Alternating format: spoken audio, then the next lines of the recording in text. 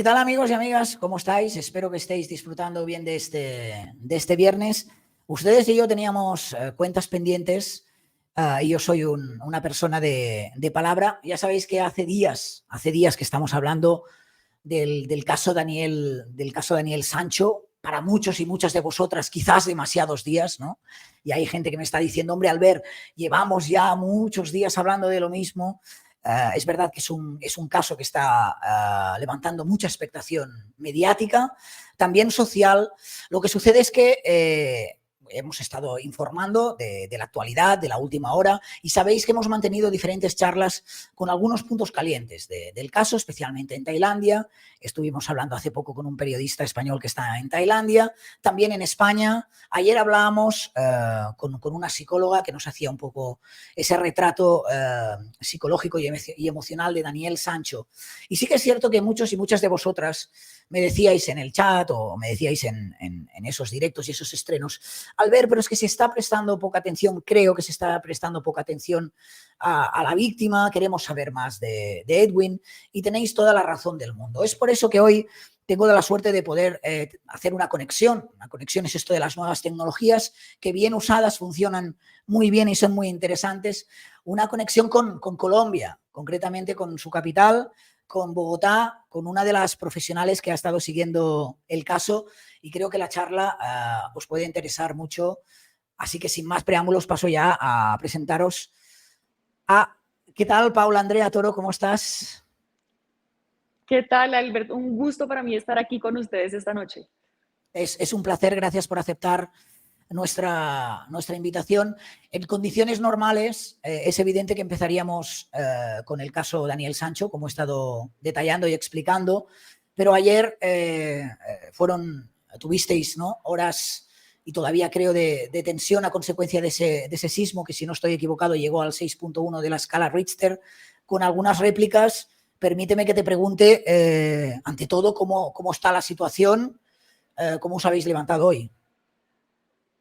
Bueno, con susto. O sea, yo tengo que admitir que realmente aquí los colombianos despertamos absolutamente en incertidumbre, en zozobra. Incluso hay unos los habitantes de Guayabetal, que es un municipio del departamento de Cundinamarca, Bogotá es la capital de este departamento, pues lamentablemente los despertó un remesón porque la tierra se empezó a mover y hubo un deslizamiento de tierra sobre una importante vía que comunica a la capital, precisamente con Villavicencio, la capital del departamento del Meta, que es aquí muy cerca. Calculen ustedes unas 3 horas de viaje en un vehículo. Entonces realmente nos despertamos absolutamente asustados, a la expectativa de qué es lo que va a pasar, porque esta vía tiene constantes derrumbes, entonces es muy compleja la situación de movilidad allí. De momento está cerrada, porque evidentemente el deslizamiento no permite el paso por allí, transitar por allí únicamente como tránsito local, algunas poblaciones que están cercanas a Bogotá, a la salida, más o menos, pero nada más. Y así como lo decías, Albert, 6.1 fue más o menos sobre el mediodía de ayer jueves, y pues las réplicas hasta el mediodía de hoy van en 130, siendo 3 las más grandes, incluida la de anoche a las 8:15. Nos vuelve a asustar después de casi 8 horas de del primer remesón que tuvimos aquí en el país. Sí, de 5.1, ¿no? Fue la réplica de la noche, ¿puede ser? Así es, tal cual, el epicentro en Restrepo, en el Meta, en el departamento del Meta, que es donde hay también afectaciones en algunos puntos, en el Calvario, que fue donde se registró la primera, sí. O sea, como el primer movimiento más grande, ahí es El donde está epicentro. concentrada la mayor parte de la afectación. Exactamente, el epicentro. El Y epicentro. ahí vamos, porque está complejo. Es algo, y con esto termino ya, es algo habitual, es decir, es algo habitual que os sucede de vez en cuando, o realmente lo que sucedió ayer o en las últimas horas, ¿no? Porque he entendido como que ha habido alguna réplica durante el viernes. Estamos hablando de algo más bien excepcional. Es algo excepcional. Esto que nos ha asustado, digamos, Durante este año sí se han registrado algunos sobre el mediodía, otros en la madrugada, pero no de la magnitud como lo que vivimos nosotros ayer. Digamos que en la Mesa de los Santos, que esto está en el departamento de Santander, es un poco más frecuente que esto se presente, ellos ya están más acostumbrados, pero en todo el país y en el centro, que fue precisamente donde se registraron estos últimos 4 y pues las réplicas que se han sentido en todo el país, ha sido completamente atípico y también nos hace un llamado a nosotros como ciudadanos a prepararnos aún más ante este tipo de eventos que sin duda nos dejan fuera de base y pues es importante hacer el llamado a la calma. Pues toda la fuerza desde España que os transmito y espero que esto vaya ya a la baja. Nosotros, por ejemplo, estamos pues con otros temas también delicados como algún incendio importante que tenemos en Tenerife, en las Islas Así es, Canarias. Bien, hablabas de también. excepcionalidad en cuanto a ese temblor, ese sismo, ese terremoto. Lo que hemos tenido también en los últimos días es otro tipo de terremoto, si me permites, algo así como un terremoto informativo. Aquí en España fue la madrugada del 5 al 6 de agosto que empezó a cobrar fuerza esa noticia que había sucedido en Koh Phangan, en el sur de Tailandia, y donde había implicado a priori un ciudadano español y un ciudadano colombiano. Estábamos hablando de un presunto asesinato. Luego trascendieron detalles de cómo fue el asesinato y de ese descuartizamiento y, lo más importante quizás aquí para España, trascendieron detalles del autor confeso ya de ese crimen, que es pues una persona relativamente conocida, ya que es el hijo y el nieto de actores aquí importantes. Ante todo quería preguntarte ¿cómo vivisteis esos primeros compases del caso? No sé si la expectación mediática ha sido similar a España y esa madrugada del 5 al 6 estalló todo, o en Colombia, al no haber ese elemento mediático de por medio, la noticia ha sido más natural, desarrollada más naturalmente. No, ha sido verdaderamente impactante. Eh, Realmente yo estaba en la redacción en el momento Sí, en el que empiezan a circular todas estas versiones en las que está comprometido el colombiano Edwin Arrieta, en las que está comprometido el joven español Daniel Sancho. Y la verdad fue muy difícil para nosotros porque, pues claro, siempre que hay un connacional de por medio, evidentemente hay un dolor pese a que nosotros seamos periodistas. Entonces es como que, uff, esto nos toca la sangre, fue un compatriota, y empezar a indagar, empezar a dar cuenta de todos estos detalles macabros, porque sin duda, pues el caso no es menor, es un caso en el que es una persona asesinada, más adelante es descuartizada, sus restos terminan en diferentes lugares de esta isla en Tailandia, entonces fue complejo en la población de donde es originario Edwin, que es en Lorica, esto queda en el Lorica. departamento de Córdoba, exactamente, allí el, la consternación y la conmoción fue absoluta. Lorica es un pueblo pequeño, es una municipalidad pequeña, entonces esto hace que las personas se conozcan entre todas y también implica pues que lo sientes aún más cercano, entonces claro, la familia por un lado, su hermana, se negaron al principio a dar declaraciones a la prensa porque era absolutamente difícil para ellos afrontarlo, tener tan poca información, porque es que no estamos hablando de que ocurrió en el mismo país y lo tenemos de inmediato, sino Claro, esta claro. diferencia horaria, esta distancia tan grande que hay entre ambos países, pues complicaba mucho más las cosas, entonces era difícil y conforme pasaron los días y fuimos sabiendo más, pues poder informar a todos y poder también mantener al tanto a la familia, ya después ellos tomaron su rumbo legal y pues son informados a través de las autoridades tailandesas. De todo esto fue algo complejo, sin embargo, manteniendo la imparcialidad. Después, cuando ya supimos que era el confeso asesino Daniel, pues entonces informarlo también. La familia también ha tenido un poco de críticas a cómo se ha manejado la prensa en general, realmente no ha sido solamente dentro de Colombia, sino en España también, por la orientación sexual. Ellos piden que no se haga alusión, digamos, a este tipo de información, sino que verdaderamente pues Edwin es la víctima, entonces que realmente este caso se trate de la víctima y victimario y no información más allá de eso. Eso lo decían recientemente en un comunicado precisamente la familia de Edwin. Además, ahora han contratado también un portavoz legal en España para que las informaciones que vengan de la familia pasen a través de este portavoz. Este sentir de la familia de que quizás el trato o el espacio que se le ha dado a la víctima no es el adecuado, ¿dirías que también es el sentir de la sociedad colombiana ahora mismo? Yo creo que puede ser como posiciones divididas, ¿sabes? Porque a la final la información está allí. Los primeros datos que daban a conocer las autoridades tailandesas le permitían a uno inferir como periodista y también como ciudadano, independientemente de cómo redactaras la noticia o la daras a conocer, que al parecer pues había algún tipo de relación no específica entre ellos dos. Entonces pues digamos que algunas personas pueden sentirse mucho más sensibles frente a esto, otras personas prefieren que únicamente se cuente qué fue lo que pasó, que se llegue a la verdad como lo quiere la familia tal cual, y por lo cual, precisamente como tú lo detallas, es que contratan a un portavoz, a Luis Romero, para que este abogado sea quien tome la vocería de la familia en España, porque para la familia lo que ellos sienten es que se está dejando de lado el carácter de víctima. Entonces, entre la sociedad colombiana siento que puede haber como una mezcla de sentimientos y a la final todos estamos a la expectativa de conocer qué es lo que va a pasar, qué tipo de justicia es la que se va a aplicar en este caso.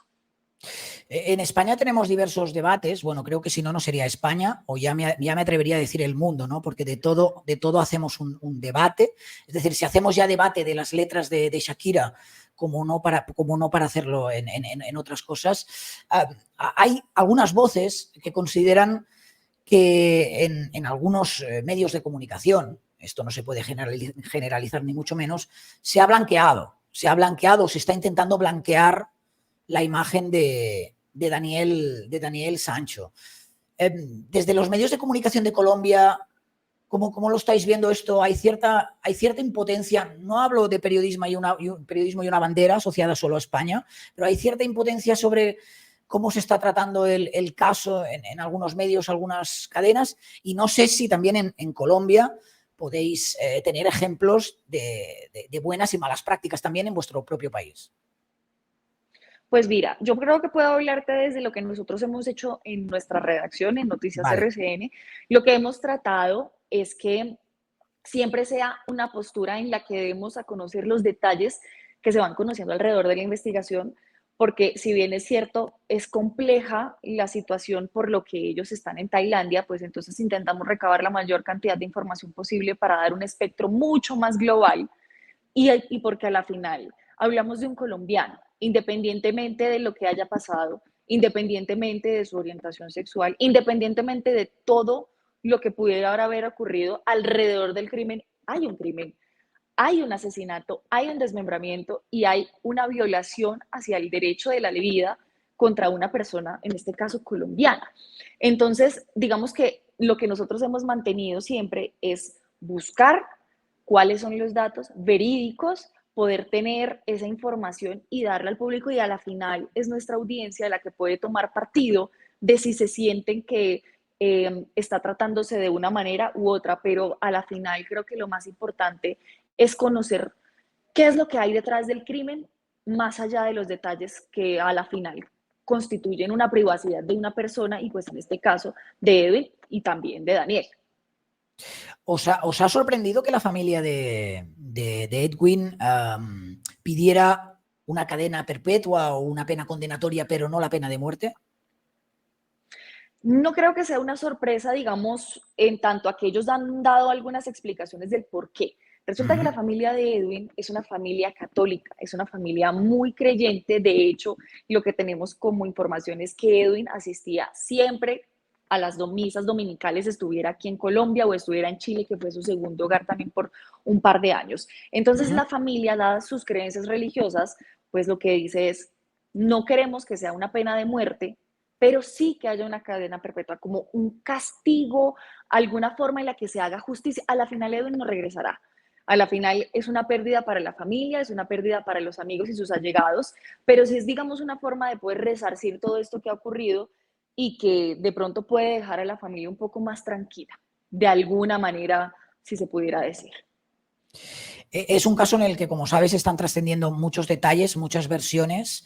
Se tiene que hacer un ejercicio periodístico de equilibrismo para saber de todo lo que se va filtrando, qué es cierto, qué no es cierto, qué tipo de relación hay entre ellos no estoy hablando de condiciones sexuales ni mucho menos, sino la relación, cómo se conocieron, si había El algo más a vínculo. nivel, exacto, a nivel de vínculo, a nivel de negocios. ¿Qué me puedes contar como certeza, para que los españoles podamos entender un poquito, más allá de ese nombre que hemos repetido como loros, para asegurar que ha sido una persona que desgraciadamente ha sido asesinada? ¿Quién era Edwin? ¿Qué me puedes contar de él y de su familia?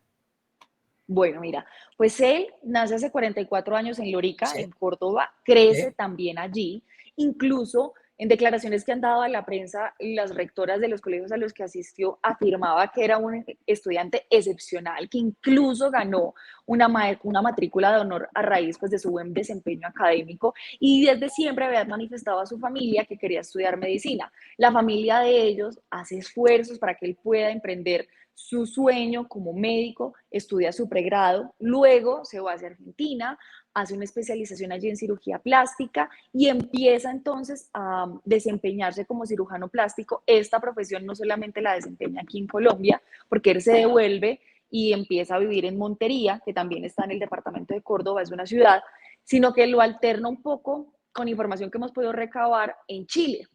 En Chile tiene un apartamento, allí vive durante un tiempo, pasa un tiempo aquí en Colombia, pasa un tiempo allá, más o menos unas 2 semanas aquí, unas 2 semanas allá aproximadamente. Y en Chile también tiene él sus pacientes. De hecho, en medios españoles que han tenido la oportunidad de poder hablar con allegados de Edwin en Chile, relatan que él era una persona excepcional, tenía un muy buen relacionamiento con algunas de sus pacientes a quienes había asistido en cirugías plásticas, y que entre las cosas que le encantaba a él, y esto no solamente es un dato que dicen los allegados, sino también la familia, la misma hermana Darling, ella dice que a él le fascinaba viajar, y no era solamente por trabajo, sino que lo hacía también por gusto, por placer y por ocio, y que en esos viajes que él emprendía, que no eran, digamos, mínimos, sino que él mantenía viajando por ese gusto que tenía, pues se comunicaba mucho con su familia. Era una uh-huh. persona que no los desamparaba, siempre tenían una buena comunicación, estaban en contacto, y esa es como la primera alerta que le da a la familia de él y a la hermana, a los padres y a su hermana, del que no aparece después de que termina él aterrizando en Tailandia. Entonces ese es como el primer campanazo en el que dicen, aquí está pasando algo porque Edwin no se desaparece de la noche a la mañana y no les contesta el teléfono. Eso es. De hecho, en esa versión, creo que explicada por la propia hermana, ella contaba que Así es. el mismo día del crimen sí que pueden hablar en un momento determinado, que él creo que es cuando les confesa que quería comprarse, esto no sé si es cierto o no, ¿no? Un aparato de cirugía allí en Tailandia, y cuando no consigue contactar con él es cuando, revisando sus contactos en Instagram, ve que hay una persona que se llama Daniel Sancho, que está justo donde está su hermano, y según ha trascendido, yo no sé si esto lo habéis podido corroborar, pero aquí en España se aseguraba que hay una conversación incluso entre la hermana de Edwin y de Daniel Sancho, y este le niega, bueno, le dice, sí, está aquí, pero se ha ido a la playa y no sabemos dónde está, ¿no?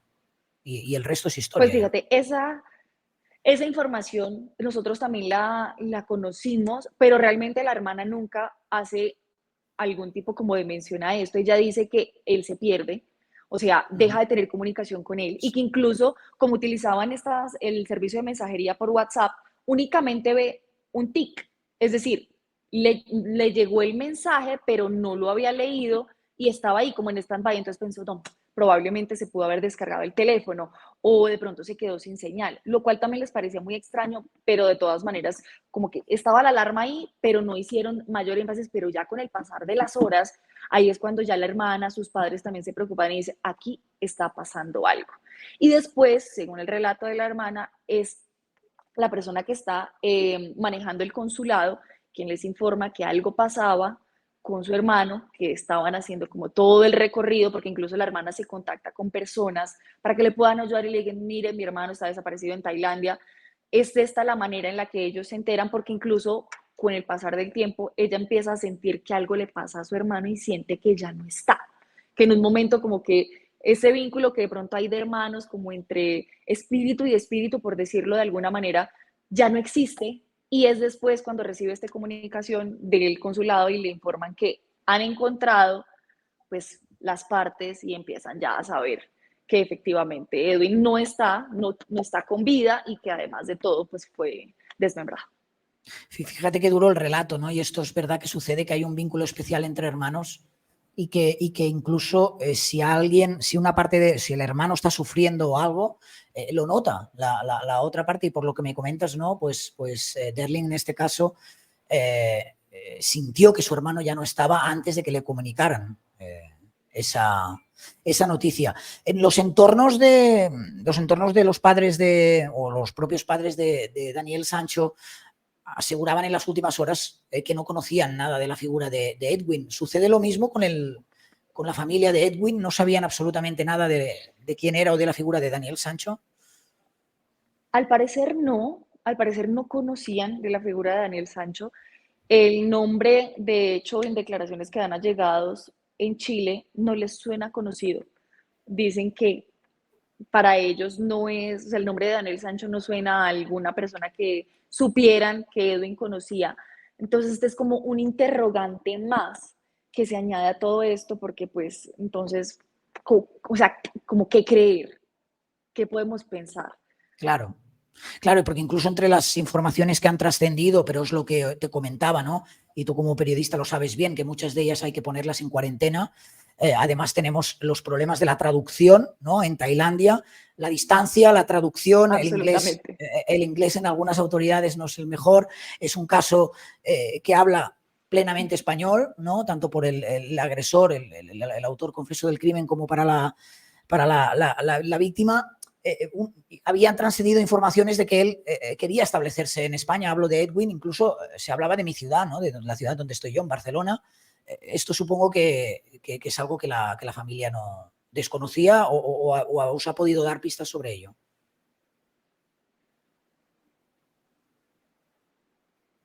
¿Paula? Algo se había hablado sobre que él tenía intenciones de hacer negocios en España, pero ¿sí? Ah, no, Hola, perdona, que hay un pequeño retraso. Dime, sigue. ¿ahí me escuchas? Sí. No, perfecto, no hay problema. Algo sí se había hablado sobre algunas negociaciones que quería hacer, algunos negocios que quería emprender Edwin en España, pero sinceramente como tal establecerse, no hay una declaración de la familia que dijera es que él tenía la intención de establecerse allí en España. Se sabe que él estaba aquí con sus negocios en Colombia, estaba en sus negocios también con Chile, incluso un dato adicional, en un medio español reseñan que él tenía un sueño y era montar su propia, o sea, sacar su propia línea de vino y que se llamara Cirujano. Interesante Ajá. el nombre porque él hacía algunas anotaciones en las que él mencionaba descanso del cirujano o después de la rutina del cirujano, pero sencillamente esto no, al parecer no se habría podido llevar a cabo por unos problemas como de costos. Entonces ese proyecto y ese sueño de Eben habría quedado allí. ¿Sabes si la familia tiene previsto o parte de la familia tiene previsto desplazarse hasta Tailandia en los próximos días? Eso es algo que está todavía por esclarecerse porque la familia está en contacto con la Cancillería colombiana y con la Ujú. Defensoría del Pueblo, también colombiana, y ellos son los que están adelantando toda la información y les están a ellos comunicando qué hacer. El tema aquí es, digamos, saber en qué estado están los restos de Edwin, porque a la final pues una repatriación sería muy costosa y es un contacto que tiene la familia, tienen las autoridades colombianas y a partir del cual saldría la decisión, pero de momento lo último que nosotros pudimos conocer es que todavía no hay un plan, por lo menos no ha sido informado a la prensa. De momento lo que están adelantando son las gestiones de representación legal en España, pero sí en algún momento sí se llegó a hablar de un traslado, pero ahora mismo no es confirmado. No es confirmado. Para ir terminando, no sé si tú has tenido personalmente la oportunidad de hablar con alguien del entorno o tu medio, del entorno de la familia de Edwin o directamente con algún familiar. No sé si es así. Sí, ¿Qué sensaciones tienes como periodista?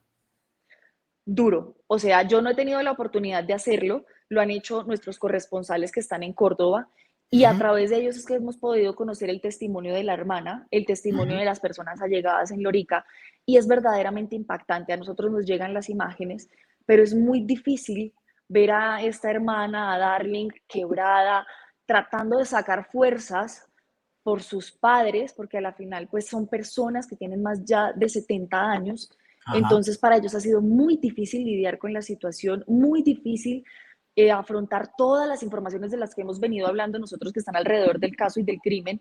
Entonces es duro porque a la final el pedido de ellos en medio de su dolor es justicia.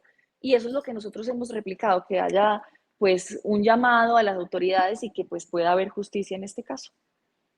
Tú antes hablabas de conmoción y consternación, que son, yo creo que dos palabras que definen perfectamente lo que pueden estar sintiendo ahora mismo tanto la familia como la sociedad colombiana, incluyendo también los medios de comunicación, y no solo la sociedad colombiana, sino también cualquier sociedad, también en España. Sentimos esa conmoción y esa consternación por cómo han ido los hechos. No sé si mediáticamente hay todavía demanda, es decir, en esa consternación y en esa conmoción la gente tiene necesidad de saber por qué, de saber qué pasó, sí. Y hay todavía demanda en los medios de comunicación de Colombia sobre este tema.